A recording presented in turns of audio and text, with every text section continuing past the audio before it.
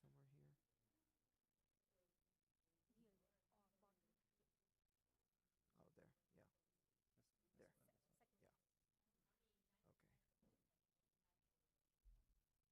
Yeah. Okay. Maybe just do Oh, 001. 001. One.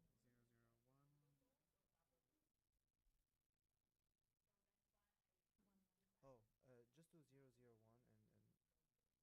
okay, yeah, there. So the March and November. So March is preoperative. Okay, so these are the ones that you can show, right? And then Nisha, the same thing for you when I sent. So I need to add patient's name. No, you just batch. You just type double O two for the March one and the May one. Okay. Okay. We probably gonna wait because the location was changed, so we might take some time before we But start. how are you going to open yours? Because we can only open one at a time. So after I finish, you'll log in yours. No, she can just log in from. I mean, she You can just already open the logged in, case no? from the portal. She's Yeah, already yeah. logged in. Yeah. Okay. This is for everyone, not just for you. I know. But like when I'm done with presenting, you're gonna have to log your number in, right? Yeah, she Oh, just yeah, open yeah. portal and just put So in. the portal's going to be there. I'll just change the number. She Change just the changed number. it. It Okay. should be. Yeah, it should be. It The should be problem okay. is this is very slow. Like you see, it's still like. Oh, it's still having. What we can do is we can. Maybe the images are still transmitting. Yeah. If you open, go to back to here. Yeah. See, I think it's still. So if you click on this one, the best systolic. Click on this. Here, double click. No, just click on the diastolic one, maybe. You see, it's like. Yeah, it might very still be Might be. transmitting, but yeah. Oh, mine is like retro. Yeah. So I mean, This might not listen, even it open. is what it is.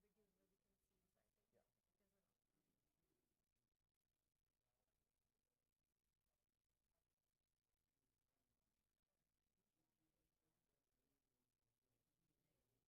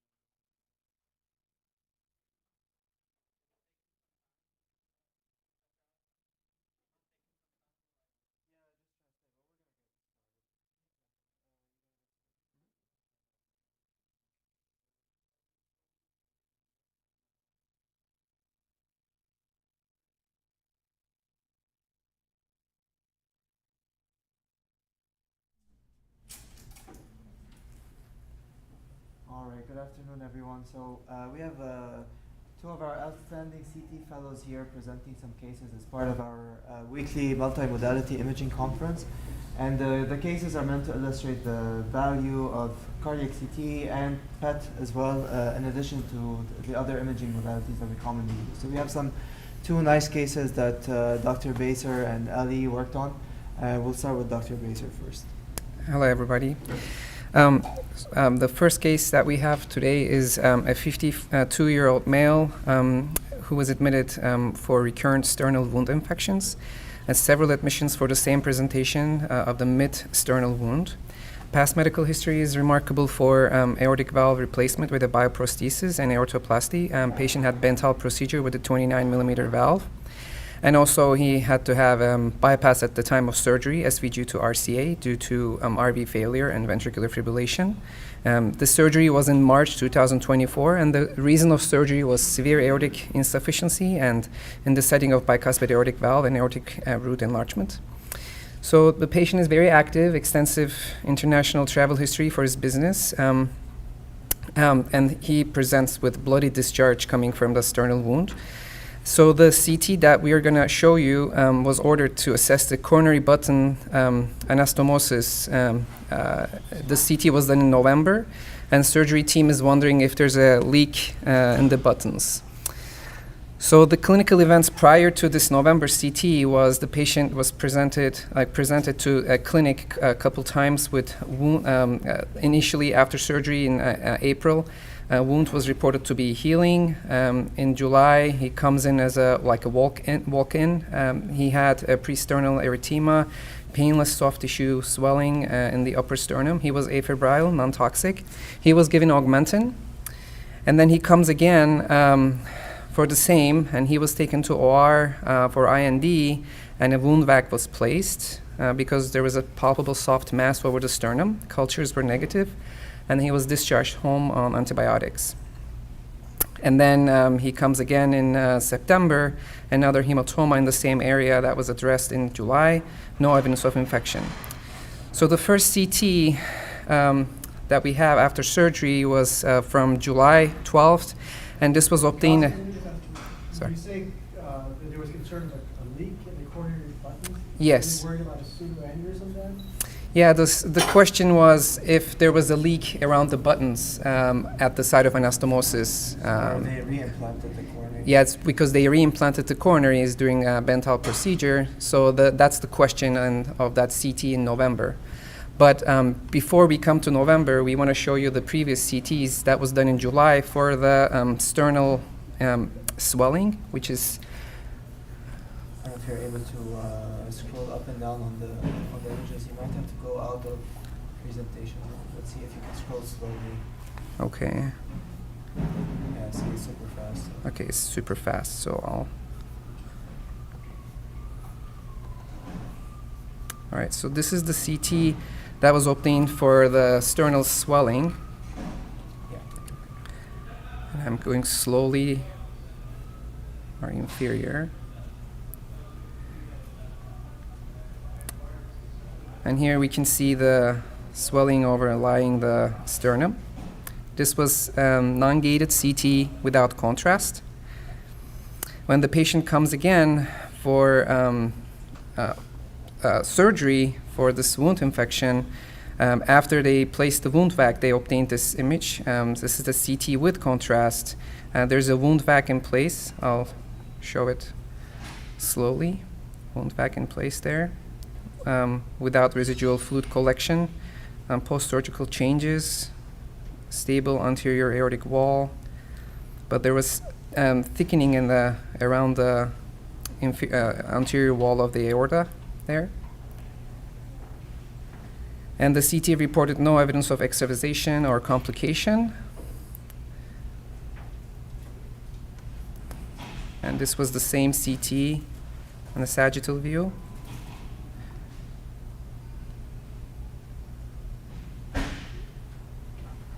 Here we see the felt pledgets that are around the aorta anteriorly. And then this is the 3D. Point out the pledgets. Sure. guys able to project it on the full screen? But just to scroll down, it's unable to do that except So here are the felt pledgets anterior to the aorta. Can you maybe turn these front lights off? here.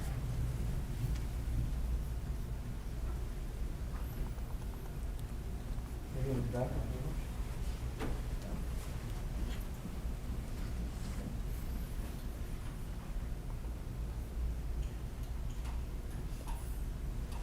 That's better. I'll show you one more time. And if you can pay attention to the anterior wall of the aorta.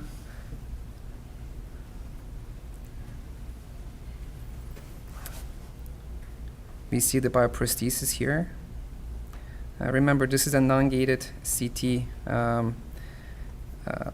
with contrast. So the clinic note mentions the patient started having fever and chills at night. Wound looked clean when he was given antibiotics. Again, wound's doing better, they said in clinic, and stopped Bactrim due to nausea. He had a CT at outside hospital, which we don't have the images, but they were reviewed and no deep infection was noted. And then patient comes in again with a sternal infection. He was admitted again in November, and a CT was obtained with and without contrast. And this, these are the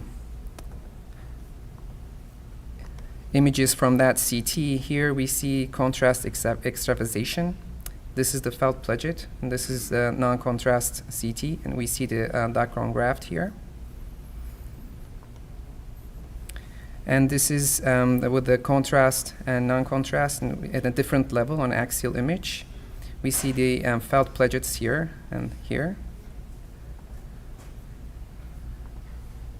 And this is the axial stack of the same CT. I'm going to go slowly.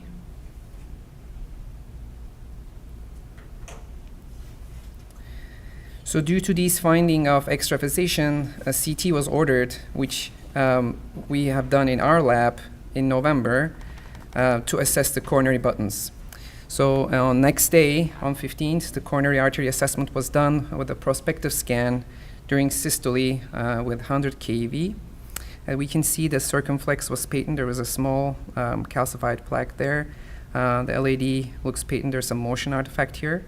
And then RCA was occluded proximally. And I think the question was arising from here. Was there a leak from here? The RCA button was occluded proximally, and that's why the patient had SVG graft to the RCA. And on this image, we see something else here on the bioprosthesis attached to the bioprosthetic valve, 10 by 15 millimeter hypoattenuating lesion. I want to show you the. So this is a prospective scan, so we don't have the full cardiac cycle, but this mass is moving up and down. It's pretty large. Any questions so far? Has independent mobility and is attached to the bioprosthesis on the aortic side. It was highly suspicious for Endocarditis. So sagittal and axial views of the valve here.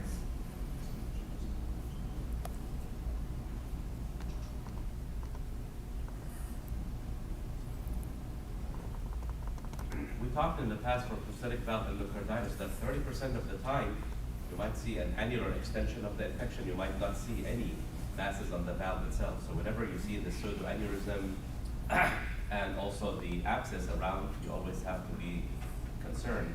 But you not always are going to see intravalvular involvement. You're just going to see annular involvement or a circumferential extension of the infection. So that's very important when you're doing TEs or CTs on those patients where they're suspecting endocarditis.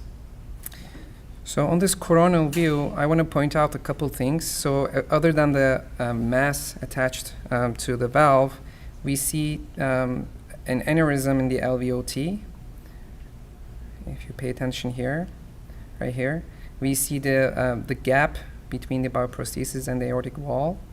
And also, there's this large pseudoaneurysm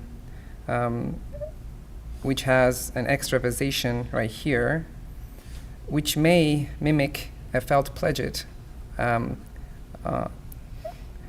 may confuse us, but we can see that clear extravasation from that pseudoaneurysm.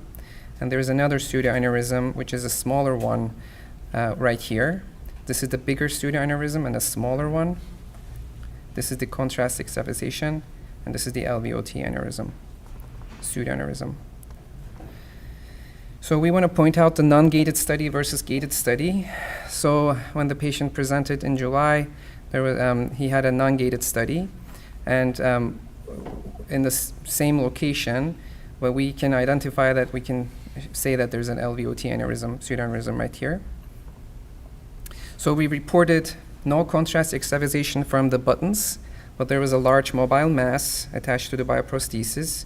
There's an 8 millimeter paravalvular gap superior to the LVOT pseudoaneurysm, and there were two pseudoaneurysms in the ascending aorta, larger one located anterolaterally, which has contrast leak from the base of this pseudoaneurysm, extending superiorly and anteriorly, and a smaller pseudoaneurysm arises from the anterior wall of the aorta with no extravasation, and pseudoaneurysm of the LVOT extending into the interatrial septum with no extravasation, and likely a hematoma posterior to the sternum.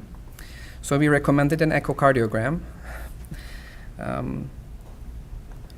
This is a peristernal long axis view. We can clearly see the mass attached into the bioprosthesis. And when we sweep in the peristernal long axis view, we can see the dehiscence clearly here anteriorly. And on short axis view,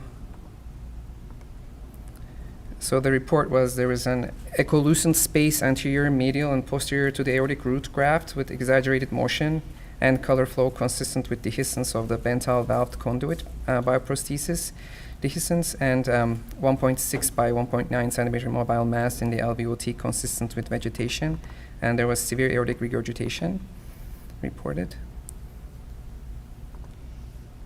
Here we see the apical four-chamber view. LVEF is preserved. LVOT TVI was 30. So the first presentation was endocarditis. What was the culprit organism, sir? so the organism was coagulase negative staph, Oh. and also he had Klebsiella. So two organisms grew on blood culture.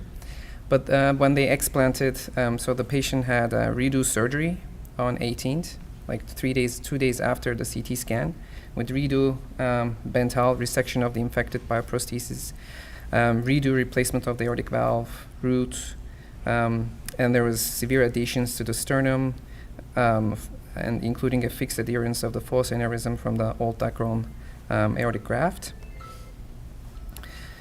I wanted to highlight, I looked at these two review articles which discuss the postoperative repair of the ascending aorta and aortic arch and mimics of complications.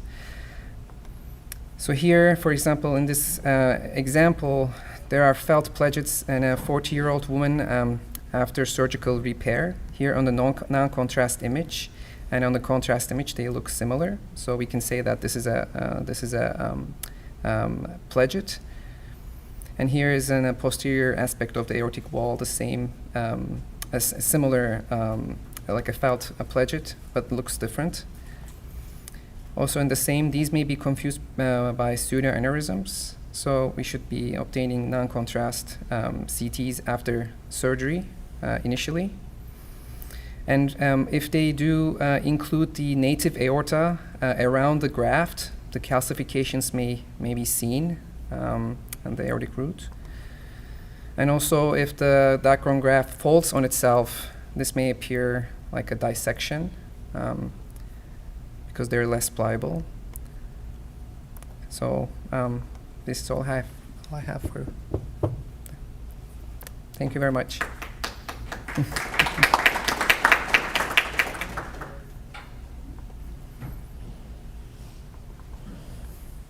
So it's interesting that July there may have been like some sort of remnant or small starting to develop a pseudoaneurysm in the base at the LVOT that Kazim was showing, but that more superior pseudoaneurysm was nowhere near what it was in November. So it may have been like a slow indolent kind of infection, and then slowly just increased to the point where in November, where he became more symptomatic, it just became manifest. And I personally, I think I wouldn't blame anyone for missing it back in July. It was a non-gated study anyway, and it wasn't really that obvious. But on the gated, clearly, 4 months later, clinically more manifest. It was pretty striking, and definitely that vegetation or mass that you saw in the LVOT was not at least readily seen on the non-gated one. So it was a nice kind of natural history of that progression of infection over time. Where was the non-gated imaging from? Was it from a different facility? It or was was radiology. It was here. Radiology. Okay. Yeah. All right. Thank you. Thank you. Mm.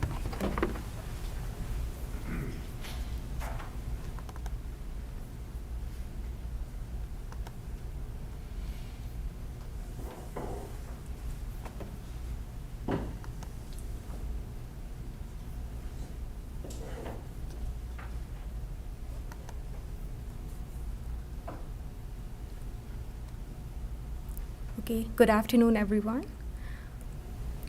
So I have a case of 53-year-old male who presented in March of this year with intermittent fevers, night sweat, fatigue, and decreased appetite for the past 3 months. His medical comorbids include hypertension, morbid obesity with BMI of 52, paroxysmal AFib, and congenital bicuspid aortic valve, and for which he underwent a surgical balloon valvuloplasty in 1989, mechanical aortic valve replacement in 2010, and then he had some ascending aortic dilatation, so which was monitored, and then he underwent resection of ascending aortic aneurysm and replacement with hemoshield graft in 2018.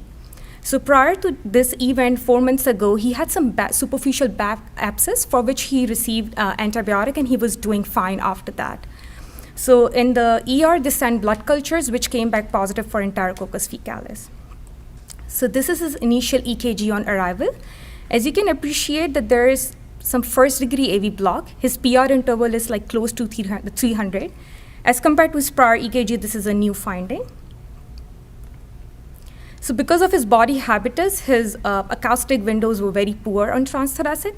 But here you can appreciate on the continuous wave Doppler that the velocities have increased. And the mean gradient was around 47, which is very high for the mechanical aortic valve. Usually it's like less than 20 VC, but this patient was around 47. So after this, they decided to do transesophageal echo because given clinical presentation, the suspicion for endocarditis was very high for this patient. So here you can see it's like a 4-chamber view. You have mitral valve on the upper corner, and below you have the tricuspid valve on the left side. What was the indication for the TE after that echo? Because of the poor windows, we couldn't really rule out endocarditis, and since the gradients were very high, so we wanted to do TE to have a better visualization of the aortic valve. And then on the right side, Especially in the context where he had like this wound infection and then, yeah, on the right side, you have mitral valve. So it's like a mid-esophageal long axis view. So you have mitral valve on top, and then the aortic valve here at the bottom. So mitral valve looks clear. You don't see anything. There's a lot of shadowing from the mechanical valve, so you really can't see if there's a vegetation, but you don't see anything like profound there. But if you look at the aortic root, it might be slightly thickened and maybe some hypoattenuation. So it was very difficult to rule out any abscess versus since the patient had prior surgery, so they were not sure whether it's an abscess or it could be just post-surgical changes that we are seeing. Same with the color flow Doppler. But then you don't see anything moving like any vegetations like you saw in the previous case. So since the patient was growing Enterococcus fecalis, the primary team decided to find the etiology. So they did the CT abdomen and pelvis just to see if the patient has any abdominal pathology. And then here you can see these hypoattenuating, like enhancing lesions, and which was suspicion that the patient might be having some septic emboli. There was no other reason for this patient to have these findings, but remainder of the CT abdomen and pelvis was normal. So since we had inconclusive transthoracic and transesophageal echo, but the clinical suspicion was very high, so it was decided to do CT angiography for this patient. So in the first picture, sorry, it's very sensitive. Yeah, so it's an axial view. You can see the bileaflet mechanical valve at the aortic position. The valve is opening and closing very nicely, like you can see on the second and third image when the valve is open and closed respectively. And we don't see any mobile vegetation or any suspicion abscess here.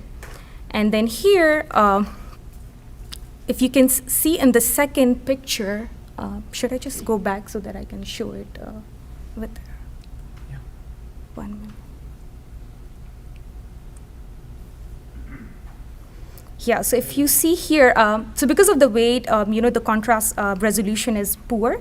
But if you look at this area here near the LVOT, so there's the outpouching, which is more prominent during systole, which is indicating that this patient could have a pseudoaneurysm. It's right below this here. You guys can see it. It's right below the left main, below the sewing ring. And whenever you see the heart is contracting, you can see it being filled up. But it's not very clear, but it looks like it's a pseudoaneurysm. And since it's a contrast study, and then giving the current clinical picture, so there are very few causes of pseudoaneurysm, like either it's post-surgical, post-trauma, or infective endocarditis. This patient doesn't have any recent surgery. He has a CT chest like 3-4 years ago. This finding was not there, no trauma. So the only thing like in the current clinical picture that can indicate that why this patient has this finding could be a pseudoaneurysm secondary from infective endocarditis, even though we are not seeing any mobile vegetations. It would be helpful to see those on short axis stacks, and usually when I show an image like in systole, still image, and then an image in diastole, because you're right, it seems to be hovering over the left coronary cusp, but you need to understand, is this a dissection, is this an aneurysm? Looks more like a pseudoaneurysm. Yeah. But yeah, maybe a short axis stack might be. We actually wanted looks to. Like a small valve for someone with a BMI of 15. It was 21. 21 millimeters. Yeah. Wow. So I don't know his BMI. That might explain the high velocities and the gradients if we do not have a prior baseline. Yeah. This guy probably could have had a patient prosthesis mismatch. Although a lot of those bicuspid valves usually have large aortic annuli, so you're actually, the minimum a surgeon would place nowadays on any patient, irrespective of their body size, would be at 23 and above. Yeah. And if they're not able to place a 23 millimeter valve, then they would do a root enlargement of the LV outflow tract and try to place.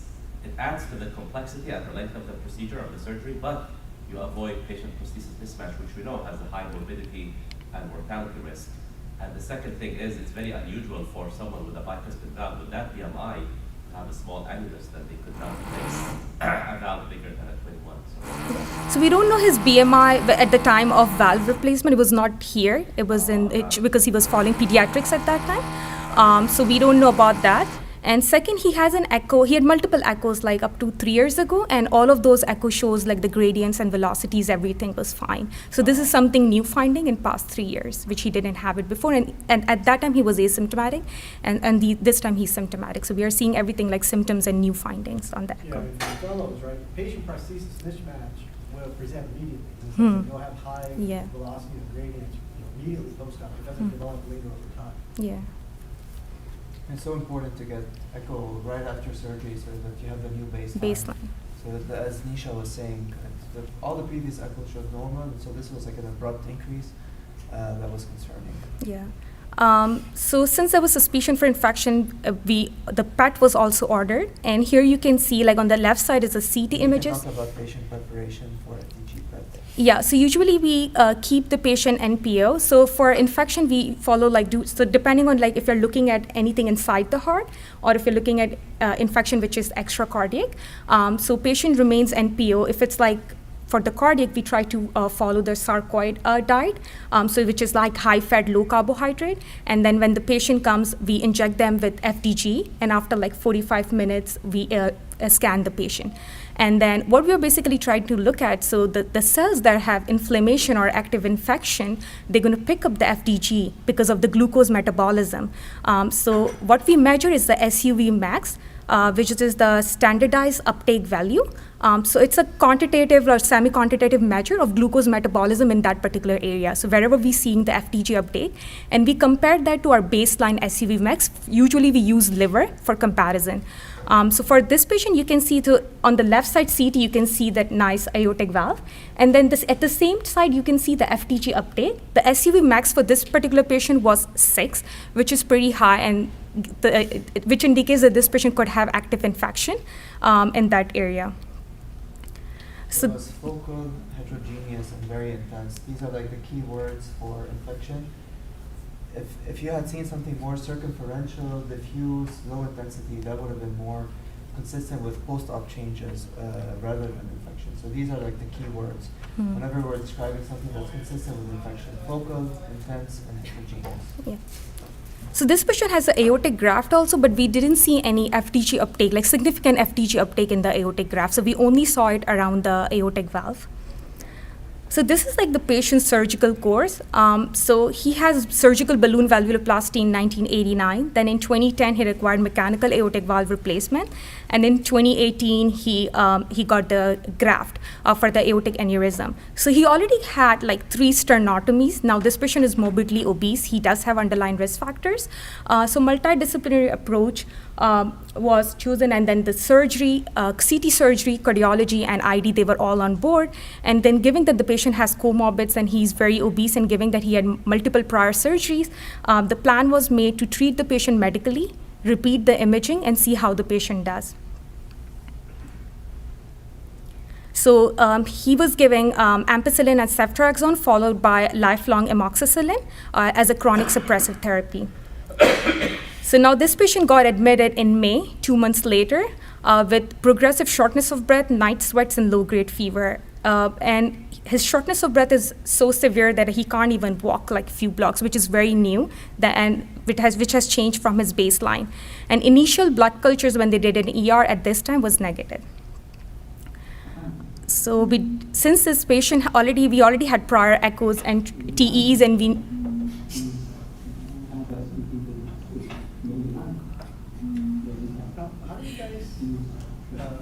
generate these? Can you not do it from the software itself? Like do an export of as opposed to doing like a screen capture? Yeah, we record it from this. When you use screen, if you don't do screen recording, the quality of the images sometimes Yeah.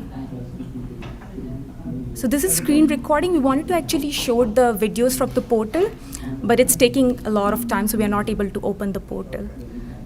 Because you can't just do like an export of the DICOM. Oh, I have to check.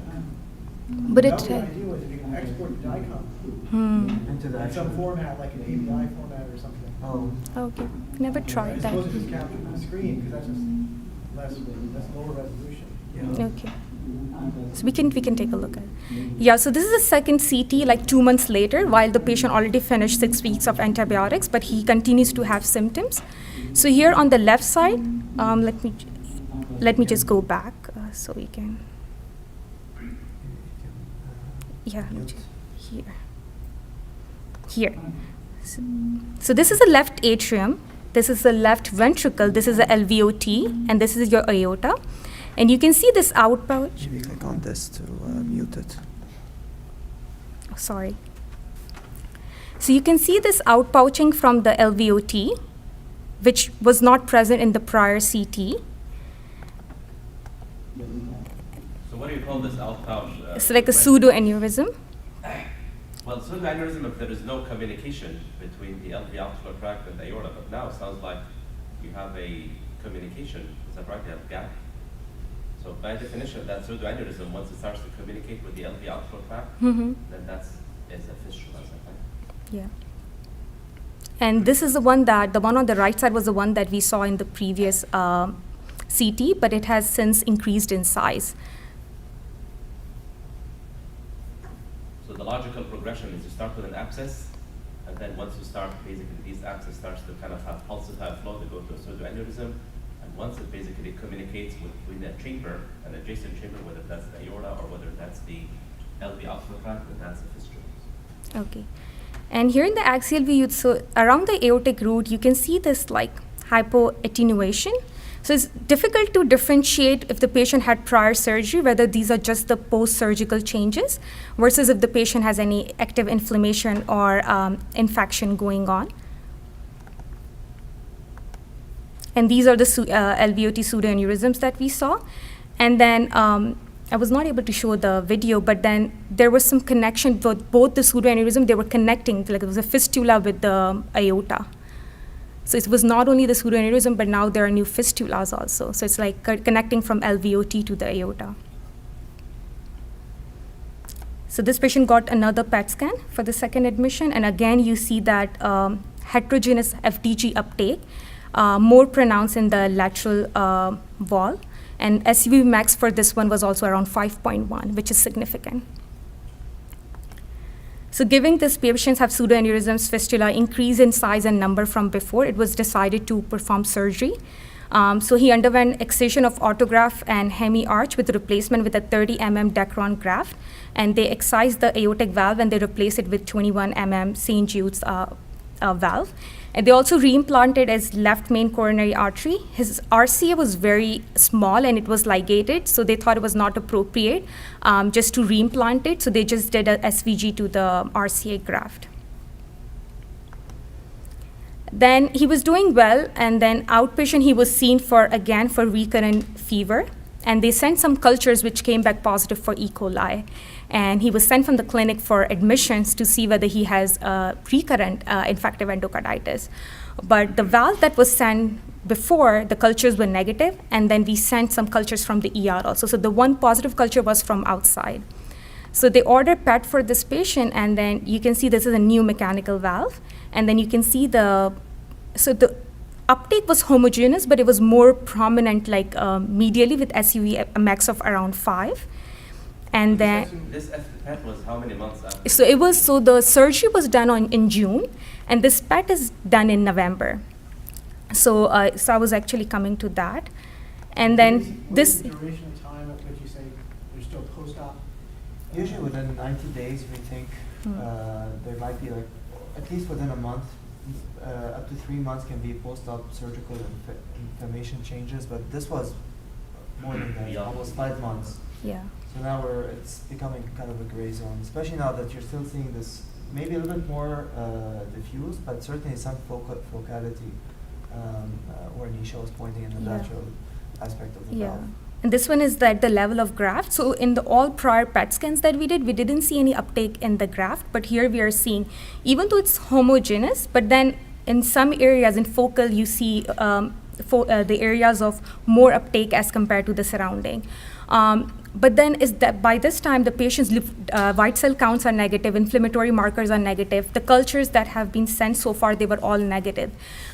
So it was a confusion whether these are just, even though it's more than 3 months, whether it's just still the resolving infection or it's just like post-surgical changes, just the inflammation. And it's like nothing active going on. They did a repeat echo where gradients, velocities, everything was fine. They couldn't see any vegetation. And the patient clinically was doing okay. Patient had some rectal bleeding for which they did CT abdomen and pelvis, and we don't see those septic emboli that we saw in the CT from March. So we don't see that anymore. So since the patient was clinically doing well, it was decided to discharge the patient on lifelong antibiotics. So this is one of the cases of endocarditis where you don't have classic findings on the echocardiogram, like with vegetations or maybe visible abscess, but then you have to take everything into the clinical account, the way your patient is presenting, and we need to do more imagings like this. This is where the role of cardiac CT and PET comes into play, where we are not able to diagnose endocarditis on TEE or transthoracic echo. And then we have to be very careful about the LVOT pseudoaneurysm, because even though it's rare, but it's like a serious complication of infective endocarditis, and it demands a high level of clinical vigilance and multidisciplinary intervention to mitigate the risk of life-threatening complications. And again, for patients with infective endocarditis who have valve replacement before, I know before it was thought that the surgical intervention is a good technique, that they should go for surgical replacement if they have infective endocarditis. But then we have to take into account the patient's underlying condition, like this patient who already have 4 to 5 sternotomies by this time. And if you think the patient has endocarditis, are you going to go for another surgical intervention, or are you just going to do lifelong antibiotics? Because we might continue to see these changes on the PET scan even if we repeat it, and maybe the patient is clinically doing okay. So that was one kind of a question, like how do you manage these patients long run? Because when they opened the patient for surgery in the op note, they mentioned that there were a lot of adhesions, which makes sense since he had so many prior surgeries. And he's still in his 50s, so he maybe in 10, 15 years, he might need another intervention. So how to proceed with these kind of patients. But he just got discharged, he's doing okay, so I think he will be closely follow up in the clinic, and then we'll just see how he does. Any questions? Thank you. And thank you, Dr. Rifai, for your time.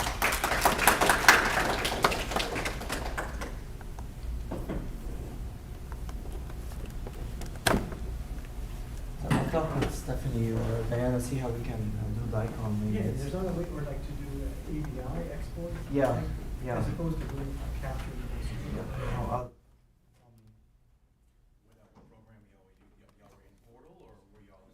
We tried the portal, but it was not opening up.